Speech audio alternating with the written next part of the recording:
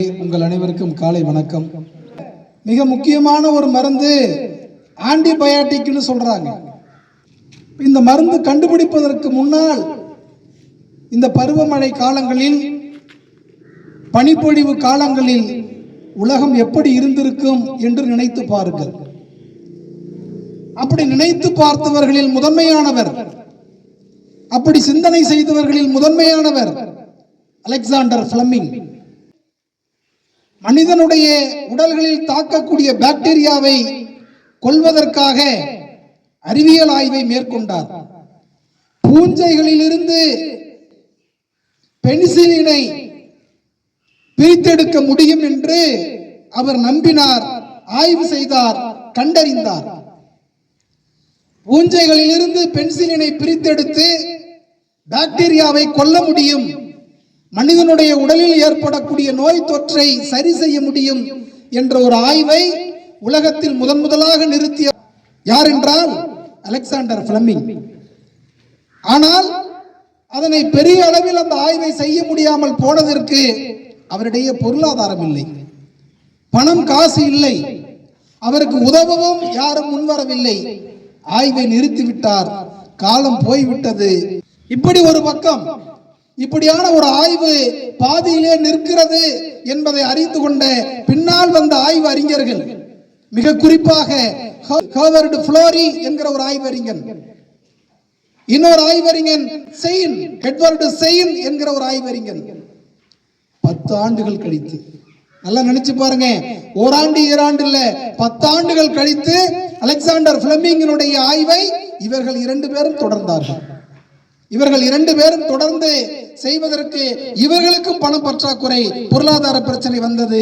அந்த நேரத்தில் 2ஆம் உலக போர் நடந்து கொண்டிருந்த காலகட்டம், ஐரோப்பா மிகப்பெரிய அளவில் பொருளாதாரத்தில் பின்னடைவை சந்தித்த காலகட்டம். அப்பொழுது அமெரிக்கா இவர்கள் 2 பேர்த்துக்கும் பண உதவி செய்தது.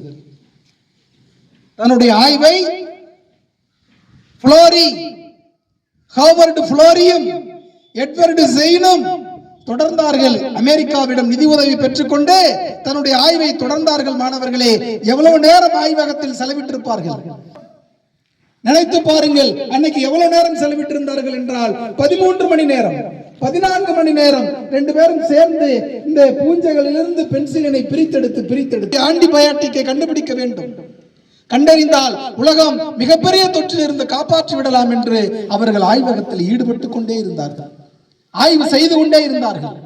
நாள் ஒன்றுக்கு 10 மணி நேரத்திற்கு மேலாக அவர்களுடைய ஆய்வை தொடர்ந்ததனுடைய விளைவு, இன்னைக்கு கோடிக்கணக்கான மக்கள் ஆன்டிபயோட்டிக் மருந்தை எடுத்துக்கொண்டு உயிர் வாழ்வதற்கு காரணமாக இருந்தவர்கள் 3 பேர் தான்.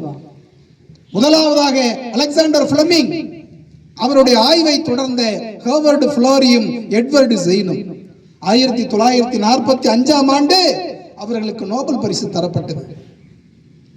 என்ன செய்தியை நாம் தெரிந்து கொள்கிறோம் மாணவர்களே? ஏழை குடும்பத்தில் பிறந்தவர்கள் 3 பேரும், ஆனால் அறிவாற்றல் பெற்றவர்கள், அறிவியல் சிந்தனை பெற்றவர்கள். எப்படி சிந்தித்தார்கள்? இன்னொரு மனிதன் துன்பப்படுவதை எப்படி போக்கலாம் என்று சிந்தித்தார்கள். இன்னொரு மனிதனுடைய உடலில் இருக்கக்கூடிய நோய், இந்த நோயை கொள்வதற்கு என்ன மாதிரியான மருந்தை உருவாக்கலாம் என்று சிந்தித்தார்கள். சிந்தித்ததனுடைய விளைவுதான் இன்னைக்கு உலகம் முழுவதும் இந்த 3 பேருடைய பெயரை நாம் சொல்லுகிறோம், அவர்களுடைய புகழை சொல்லுகிறோம். நீங்கள் இன்னொருத்தருடைய துன்பத்தை போக்குவது அப்புறமாக இருக்கட்டும், முதலில் உங்களுடைய துன்பத்தை போக்குவதற்காக, உங்களுடைய சிக்கல்களை சரி செய்வதற்காக, உங்களுக்கு இருக்கக்கூடிய பிரச்சனைகளை சரி செய்வதற்காக நீங்கள் படிக்க வேண்டும், வாசிக்க வேண்டும். கால அட்டவணை போட்டுக் கொள்ளுங்கள்.